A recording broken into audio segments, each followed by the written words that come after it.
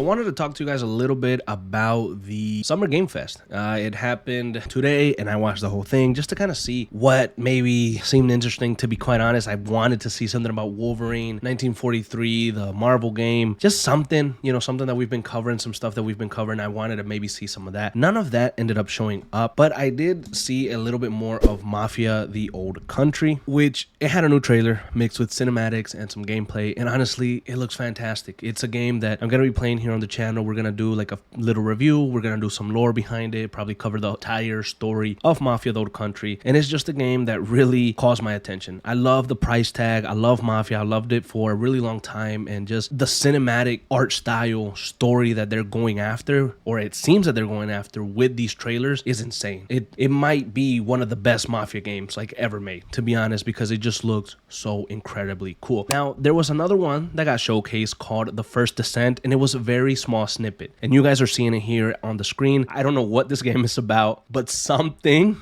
about it is calling my name, and you guys can deduce what is calling my name or not, but I just thought that one was a pretty cool one to mention. But one that really took me completely by surprise was Atomic Heart 2. It got announced. Now, if you guys have been here for a while, we actually played Atomic Heart 1, and I was actually covering the game a little bit up until its release because it reminded me so much of BioShock. A lot of people were at the time saying this could be like a BioShock game. This could be fill in for BioShock because we haven't had BioShock in many, many years. So this game looked like BioShock, like the intensity, the kind of hand movement, the guns, and I was really, really excited for it. Now, if you don't know what Atomic Heart is, it's a first-person shooter game that takes place in an alternate history of 1955 located in the SSR. And if you guys don't remember this game, you will remember those two big-ass robot females that everybody was like sexualizing, and these two right here, like they were everywhere.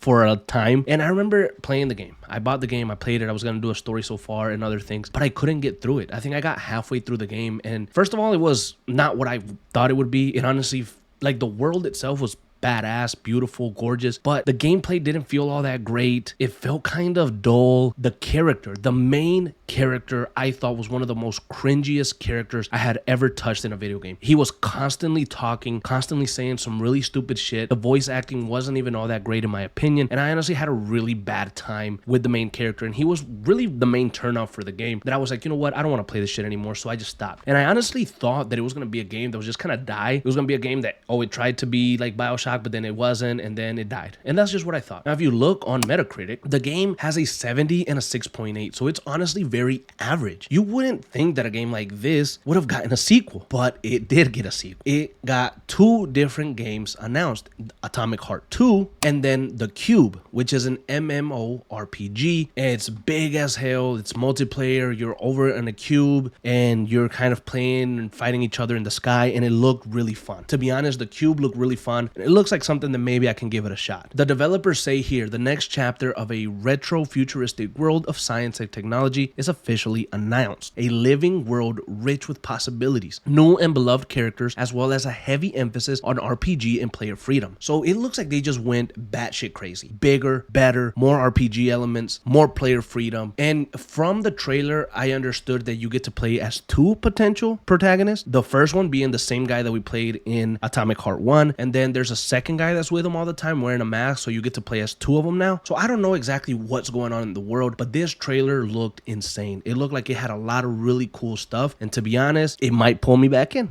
It honestly might pull me back in. I'm not too sure. And the last one that I want to talk about is Resident Evil 9 Requiem. That is a scary ass looking game. I am a fan of Resident Evil, but I am scared as hell, and I'd be lying if I didn't say that. I think on a personal level that the remakes of Resident Evil 2, 3, 4 are some of the best remakes in gaming. I honestly, and 3, I would include 3 in there as well, because it's a new way for new fans that never got to play the originals to experience Resident Evil the best possible way, in my opinion. Honestly, I think those games are awesome. They got me into Resident Evil. I had never played the originals before. I had played one time Resident Evil 5 because my dad bought it at GameStop on sale, and I played a little bit of it. But that doesn't count. So I originally played Resident Evil 2 Remake. It was my first one. Then I played Resident Evil 3 Remake. Then I played Resident Evil 8 Village. I wanted to play 7, but it was way too scary, so I didn't. And so, you know, I've really just been into this Resident Evil world, and I wanted to play the 4th one. I haven't played it yet because at the time I didn't know what I was doing with the channel, so it was just this whole mess. But